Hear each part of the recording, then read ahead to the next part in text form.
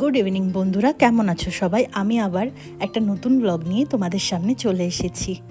অনেক দিন পর আসা হলো, কেন কি ঘরে যেই পরিস্থিতি ছিল সেই জন্য আমি বেশি কিছু করতে পারিনি। তো অনেক দিন পরে একটু বাইরে যাচ্ছি, তাই এখন সেজেগুজে রেডি হয়ে গেছি। যাওয়ার আগে একটা জিনিস দেখাতে চাই। এই দেখো, এটা কি চিনতে পারছো? এটা সেই তরমুজ গাছটা যেটা বীজ থেকে হয়েছিল, এখন তরমুজও হয়েছে তাতে। এটার আপডেট আমি আগেও নিয়ে আসব, তাই তোমরা সবাই আমার সাথে থেকো। বেরিয়ে গেলাম। আজকে কোথায় যাব তার ডেস্টিনেশন জানি না। আমরা বেরিয়ে গেলাম। এখন আছি আমরা মুম্বাই হাইওয়েতে, মানে নাসিক থেকে এখন মুম্বাই যাওয়ার রাস্তাতে আছি। রাস্তার বাঁদিকে যেই পাহাড়টা তোমরা দেখতে পাচ্ছ, এখানেই আছে পাণ্ডবলেনী গুহা। তৃতীয় খ্রিস্টপূর্বাব্দে বৌদ্ধরা এখানে এই গুহাগুলো তৈরি করেছিল। আর এটা সমুদ্রপৃষ্ঠ থেকে 3004 ফুট উঁচুতে আছে। এর জন্য আলাদা করে আমি একটা ভিডিও বানাতে চলেছি, যেটা আমি একদম পাণ্ডবলেনীতে গিয়েই তোমাদেরকে দেখাতে চাই। আমার কুকুর দুটোকে ঘরেই রেখে এসেছি, ওরা কিচ্ছু অসুবিধা করে না। ওদের জন্য খাবার আর জল রেখে আসলে ওরা ওদের মতো খাবার খেয়ে নেয় আর ওদের মতো থাকে।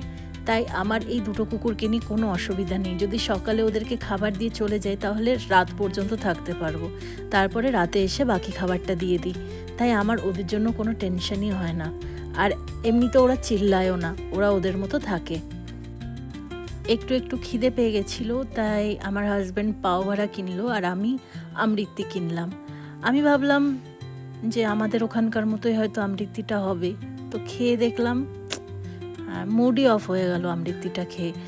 ওর মধ্যে না কোনো স্মেল আছে না কিছু আছে, শুধু ময়দার গোলা আর চিনির রস, ব্যাস, আর কিচ্ছু নেই। সত্যি বাঙালিদের মতো মিষ্টি দুনিয়ার কোথাও পাওয়া যায় না, শুধু বাংলাতেই পাওয়া যায়। আর এই দেখো, এটা মুম্বাই থেকে আসছে এই ট্রেনটা, কত সুন্দর লাগছে দেখতে। আর আমি 50 টাকার আমৃত্যি কিনলাম। তোমরা বিশ্বাস করবে না, 50 টাকায় 3খানা আমৃত্যি দিয়েছে। এখানে যদিও পাও কিলো এইভাবে বিক্রি করা হয়। তো যাই হোক, এবার আমরা বা সাইডের একটা রোড দিয়ে বেঁকে গেলাম।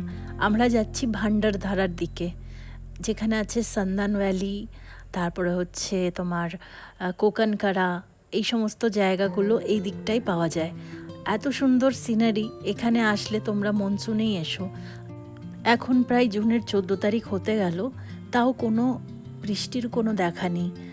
এখানে অধিক মাস চলছে, মানে আমি ঠিক যে বলতে পারবো না। এখানে একটা এক্সট্রা মাস, মানে ধরো কিছু বছর পরে পরে এক একটা করে এক্সট্রা মাস বাড়তে থাকে। এখানে জ্যৈষ্ঠ মাস এবারে এক্সট্রা আছে। আর আমার বিয়ের সময়, মানে 4 বছর অন্তর অন্তর হয়, আমার বিয়ের সময় আষাঢ় মাসটা এক্সট্রা মাস ছিল। তো এখানে এখনও জ্যৈষ্ঠ মাস চলছে, জ্যৈষ্ঠ মাস দুটো হবে, তারপরে আষাঢ় মাসটা চালু হবে, যার জন্য সবাই বলছে বৃষ্টি এবার দেরিতে আসবে। এটা মারাঠি ক্যালেন্ডারের কিছু একটা হবে, ওদের আলাদা করে পঞ্জিকা হবে হয়তো, আমার অতটা জানা নেই। তবে যেহেতু আমি মারাঠি ফ্যামিলিতে এসেছি, ধীরে ধীরে সব কিছুই শিখে যাব। তো যাই হোক, এখনও এদের এখানে জ্যৈষ্ঠ মাস চলছে, আর এটা অনেক দিন ধরেই চলবে। প্রায় 60 দিন জ্যৈষ্ঠ মাস থাকবে, তারপরে গিয়ে আষাঢ় মাস শুরু হবে।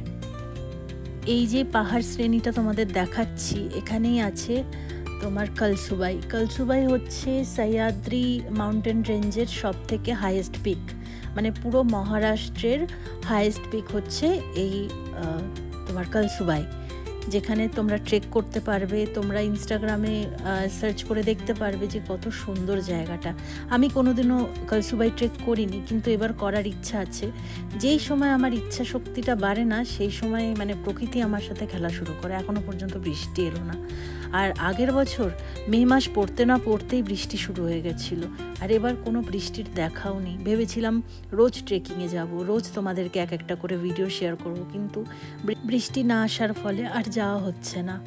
তো যাই হোক, বৃষ্টি এলে অবশ্যই যাব। আর এই জায়গাগুলো তোমরা যেটা দেখছো হলুদ হয়ে রয়েছে, সেগুলো পুরো সবুজ হয়ে যায়, আর ব্রাইট সবুজ। ওই সবুজটা না, মহারাষ্ট্রে না এলে তোমরা দেখতে পারবে না। এই সবুজটা একটা আলাদাই সবুজ কালার।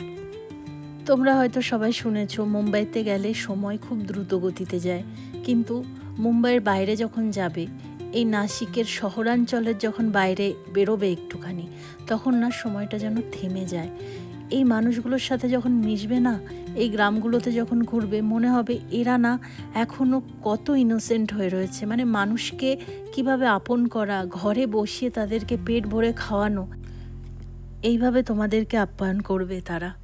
ওই কারণে আমি মাঝে মাঝেই যখনই টাইম পাই গ্রামের দিকে চলে আসার জন্য জেদ ধরি, আর আমার হাজব্যান্ডকে নিয়ে চলে আসি। এই হচ্ছে এখানকার একটা মিষ্টি, যেটা হচ্ছে তোমার গরুর দুধ আর মোষের দুধ মিলিয়ে তৈরি করা হয়। এরা নিজেদের হাতেই তৈরি করে। এই ছোট প্যাকেটটা যেটা, সেটা হচ্ছে তোমার 50 টাকা, আর বড় প্যাকেটটা 100 টাকা। আর এটা যেটা, সেটা হচ্ছে ফ্রিতে আমাকে খেতে দিল টেস্ট করার জন্য।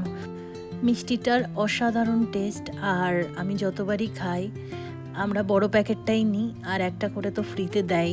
যেখানেই থাকুক না কেন, তোমাকে যখন তুমি প্রথমবার কিনবে, তোমাকে একটা ফ্রিতে খেতে দেবেই তারা।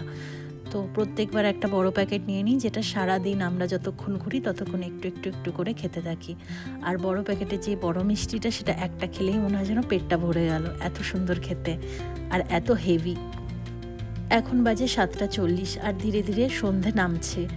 আর যত গবাদি পশু আছে তারা তাদের ঘরের উদ্দেশ্যে রওনা দিয়েছে। আমাদের এখানে সন্ধে একটু দেরিতে হয়, আর সকালও একটু দেরিতে হয়, যেহেতু পুরো ওয়েস্টে পড়ে। তাই আমরা যাচ্ছি কলসুবাই হরিশ্চন্দ্রগড় অভয়ারণ্যর মধ্যে, যেটা হচ্ছে চেকপোস্ট। এটা যদি তোমরা আসতে চাও, এখানে গাড়ির জন্য আলাদা করে 150 টাকা কি 200 টাকা নেয়, আর বাইকের জন্য মনে হয় যত সম্ভব 30 টাকা নেয়। তো ওখানে লেখা আছে, তোমরা একটু দেখে নিও। আর যেহেতু আমার হাজব্যান্ড আর্মিতে চাকরি করে, সেহেতু আমাদের শুধু কার্ড দেখালেই হয়ে যায়। তো সেখানে আমার হাজব্যান্ড ওখানে কার্ড দেখাতে গেছে। খিদে খিদে পাচ্ছে বলে এই জায়গাটায় আমরা দাঁড়ালাম। জায়গাটা এত সুন্দর, এত ফাঁকা, আর এত ঝড়ের মতো হাওয়া দিচ্ছে যে তোমার ঠান্ডা লেগে যাবে এই গরমেও। আর উপরে যত যাবে তত তো গরম নেই অতটা, হাওয়ার জন্য অতটা গরম লাগেও না।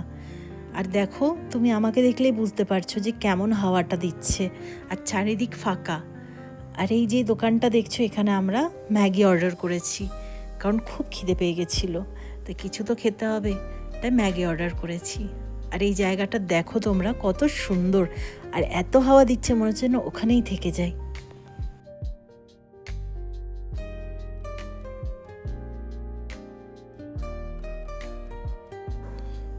আর এই যে আর একজন বসার জায়গা খুঁজছে, যদিও বসার জায়গা প্রচুর আছে, কিন্তু ওকে যেই দিক দিয়ে হাওয়াটা আসছে সেখানটাই বসতে হবে।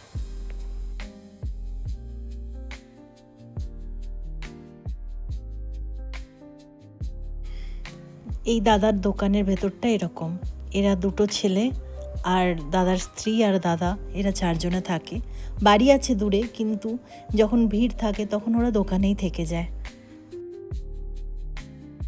খাওয়া দাওয়া শেষ, এবার আমরা বেরিয়ে পড়লাম আরও গভীর জঙ্গলের ভেতরে যাওয়ার জন্য। দেখো কেমন অন্ধকার হয়ে গেছে না, 8:30 বাজে।